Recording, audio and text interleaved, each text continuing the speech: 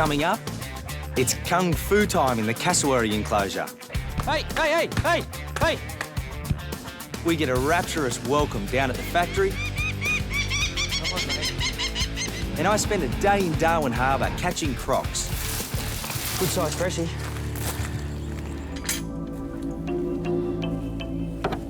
Today's a pretty serious operation. We're talking about a true relative of the dinosaurs and one that's known for its sheer aggression. It's a two-man operation, and that's why Obi's here to help. And this isn't a bin, it's a shield. Introductions are scary to say the least. If we have to, we're gonna have to put our bodies on the line, but hopefully it doesn't come to that. Now, I guess you're wondering what it possibly could be. Let me introduce you to the cassowary. Numbers in the wild have dropped to less than 1,000. It's another Australian animal in sad decline, but there's a captive breeding program and we're a successful part of it. Cassowary breeding season is a real time of worry for us, particularly in a zoo because it's a confined quarters. When we introduce two cassowaries, male or female, could go nuts. They rear up, jump and kick. An attack on one another can be fatal, no doubt about it. But it's breeding season and we need to take this window of opportunity. If they get cranky and they start fighting, we need to get in there, use our shields, separate the birds, put our bodies on the line, do whatever it takes to get the birds in separate quarters, because if it goes bad, it can go real bad. You right, mate? Let's go. Where is he?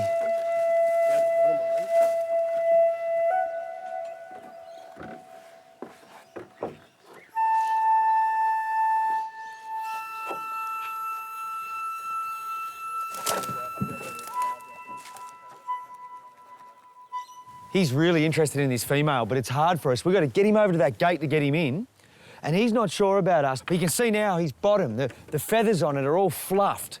And that's him saying, look how big I am. You know, at this time of year, if there's any time of year that a cassowary is going to attack, it's now. It's a delicate operation and there's no rushing a cassowary. He's going to do what he wants. Cheeky boy. That's it. Okay, I'll get that gate, Obes. Just hold him for...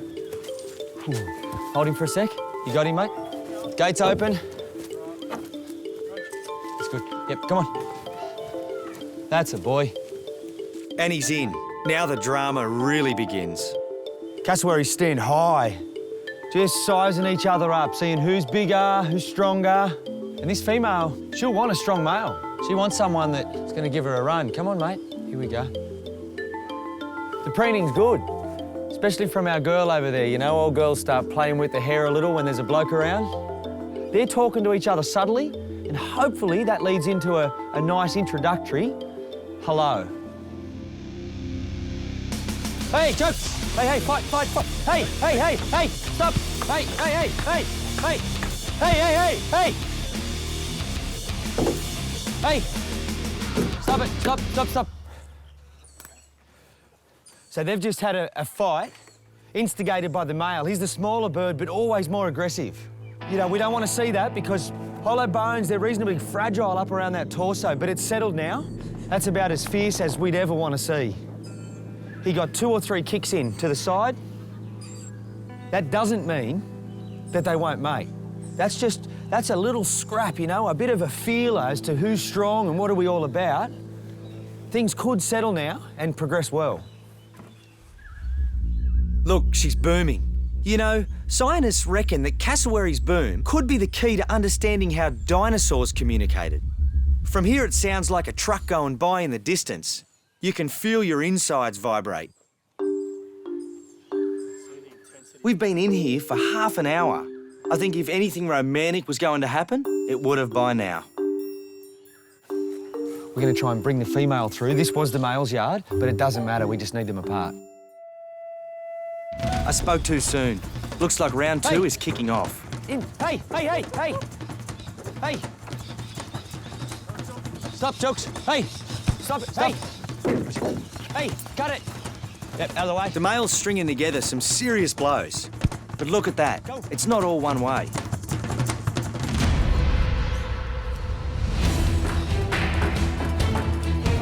Come on, through. Oh, look at that. Obes nearly took a low blow. Just look at this fella. He's got more front than Buckingham Palace. But finally, we've got the measure on him.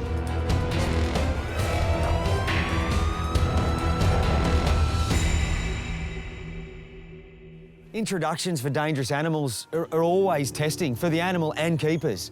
And as far as they go, that was hard. That did not go smooth. Very violent. We've had to split the animals, male back in his yard, female in her yard. All we can do now is sit, wait, try again in a week.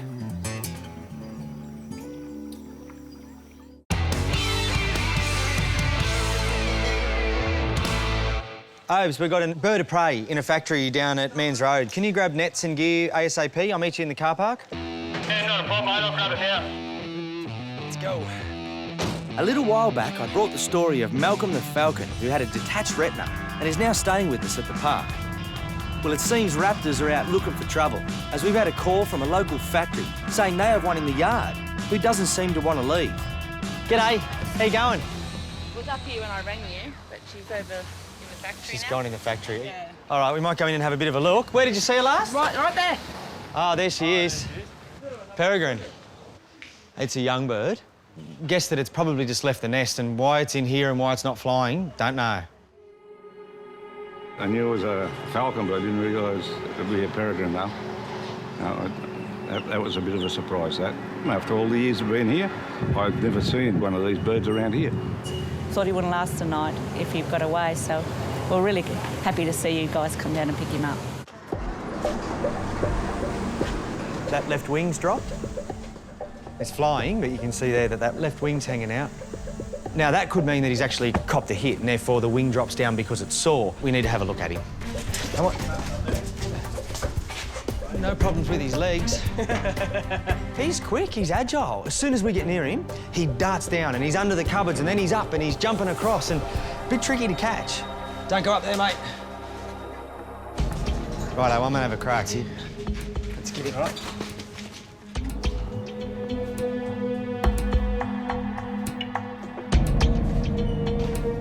I think it just can't fly. I think it just needs a bit of space to get its flight up. Yeah, we're right, mate. Cheers. Yeah, I realised that he wasn't going far, just the way he's scratching himself and trying to flap his wings. To be sitting around, especially in a yard like ours, is unusual. I just hope he hasn't been hit, like, you know, clipped by a car or anything. He's looking up at you. We finally managed to capture the exhausted falcon, but all that flapping around in the factory has got me concerned. Look at that. What are you doing in here, mate? What are you doing in here? Oh, what's that? A bit of ruffle there. What's that there? Is that an injury? Not sure what that is. It's strange at the moment. He's really quiet, but he's just scared. He's petrified. He's lost. He's in a factory. I would guess that he's not long left mum and dad and fledged from the nest. And it's quite common for a lot of birds that he's just struggling. He can't find the food he needs, he's weak, and now he can't fly where he needs to and he's stuck down low. We'll take him back to the park for further examination.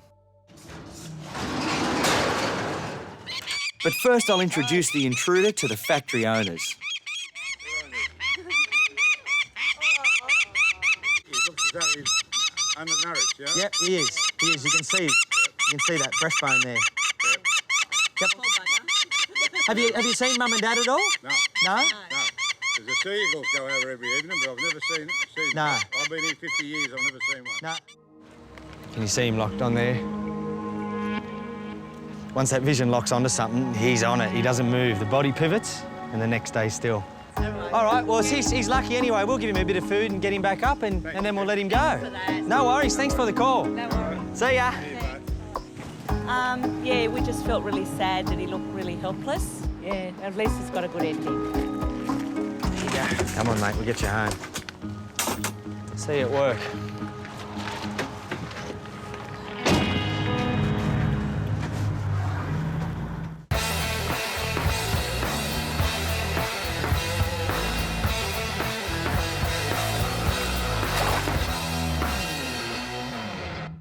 Page 1, page 2, page 3.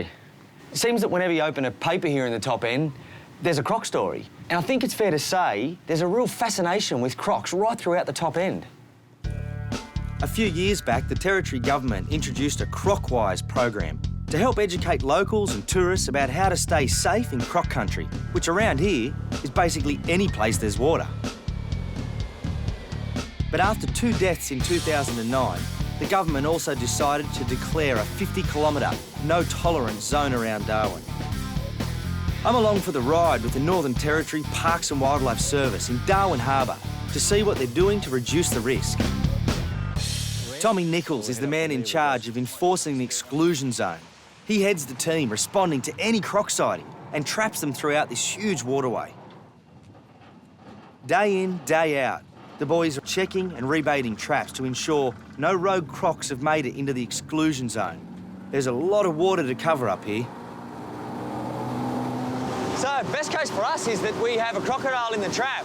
There's 6 traps that we're checking today. Now, it's not the crocodile's breeding season, so the numbers are a little less than they would be then, but hopefully we get a croc. Okay, this is the first trap coming up. As you can see, the door's still up, so there's nothing in this trap. So what we do is rebait it. These are very simple. The bait's tied up at the other end. There's a gate at either end.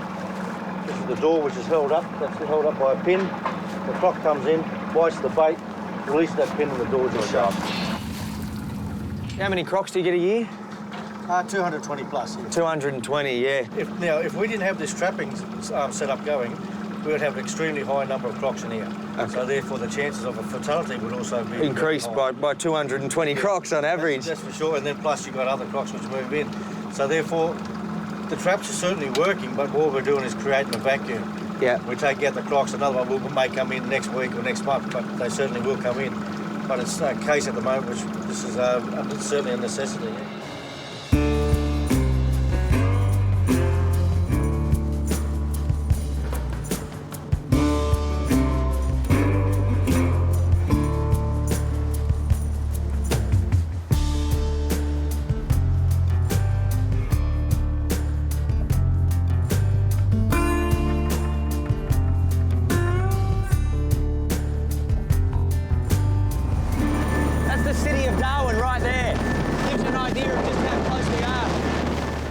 Pulling up at trap number 2 is just as disappointing.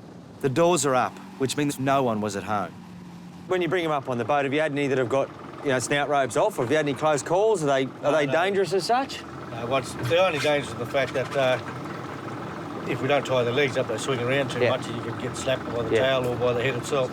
But then Tommy goes and totally throws me. That's from a croc? Yeah, about 5 years ago. What happened?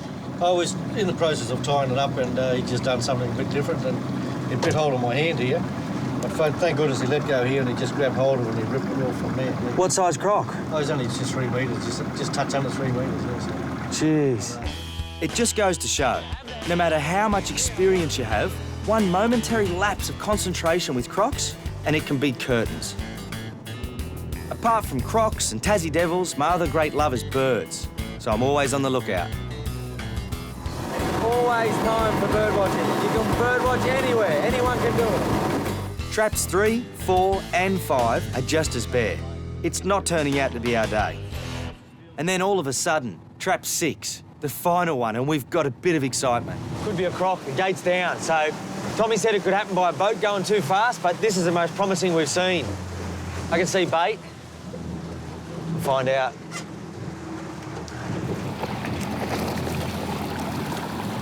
There's no croc. No. We know they're in here. We saw one just a couple of k's back, a little bloke.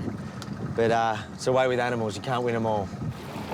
So after a round trip of 60 kilometres, it's back to base. All in all, a pretty disappointing day. But then, just as we're about to go our separate ways... Tommy just got a phone call that there's a croc in the trap, so the day's not over. Yeah, Roger. OK, how big are you?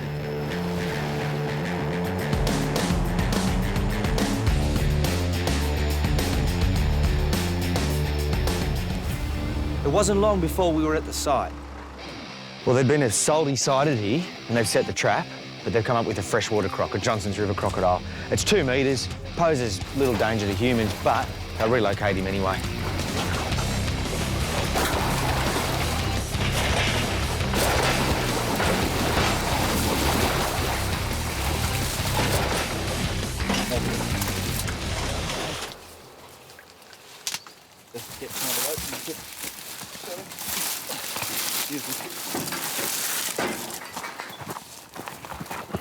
The freshies are different than salties, and you can see one part here how thin this snout is.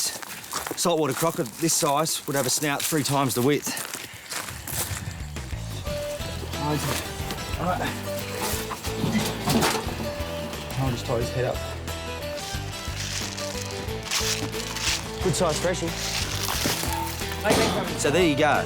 The croc will be relocated to a safer area. It's all in a day's work for the Northern Territory Rangers.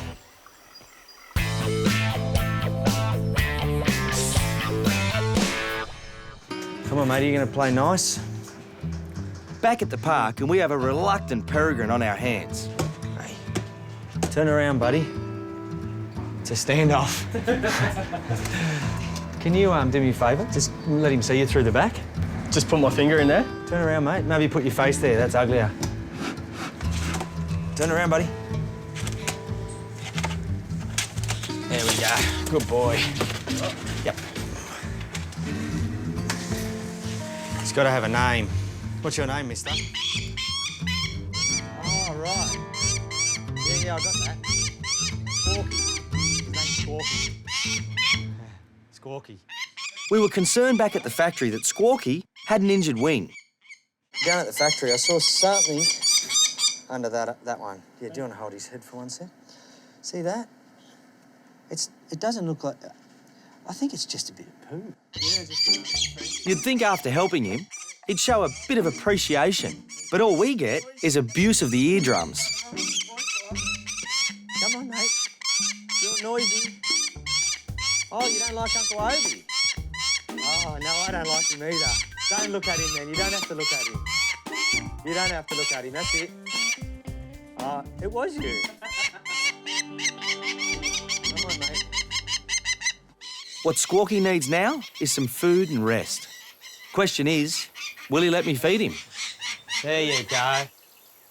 Squawky's a wild bird, so I didn't think he'd be a part of hand feeding. Here you go.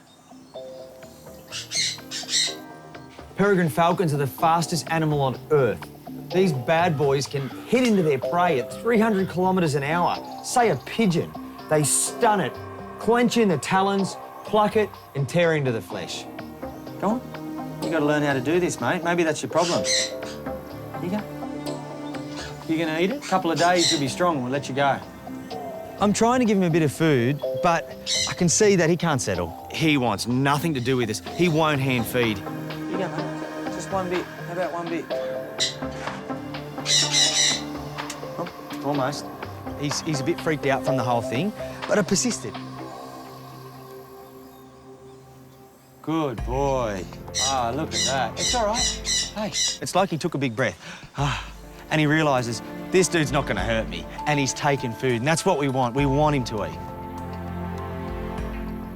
He was starving.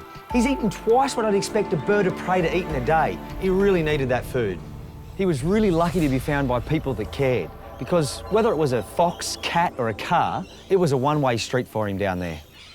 So, if he can just eat and rest, I think a few days a week, we let him go. We'll leave this here for you. Here you go. We'll see you tomorrow. You get some rest. Hi, mate. You look good and healthy. It's been long enough, mate. It's time for you to go. It's a few weeks later and Squawky's a different bird. Good bird. He needed feeding up and building up a bit of strength. He was a young bird and couldn't fend for himself. Really, it was an easy fix. Feed, shelter and a bit of TLC. That's a boy. Look at you. I can feel you're stronger. Hey. Things look good for him. He fledged from a nest, probably with other chicks. He learnt all the things he needed to from his parents, and he still has those skills now. We've just given him a little bit of help, and he'll be fine. You feel good. You feel heavier. Hey. You've certainly got a bit of attitude. Let's go. All right, let's go. We know a beautiful little spot that's only about 1 kilometre away from where we actually captured him. We're going to let him go there because it's a good spot. We know there's birds around, which is what falcons eat, and it's just a good environment where there's no cats, there's no cars, and it's the best start for him. There you go. No. And the ultimate aim, of course, is for Squawky to get over this hurdle, find a mate and have chicks of his own. What more could you want? 1, 2, 3. Up he goes. Keep going. Look at him go all the way. Straight through the bushes and gone. No stopping. That was good. That Maggie come right down, try and hit him. That was good, but to start with, I thought he was going down and it... Fluttered. Yep, he picked up. Well, that's nice to let him go. Yep. Not every day we get to do that. And he took off, no looking back.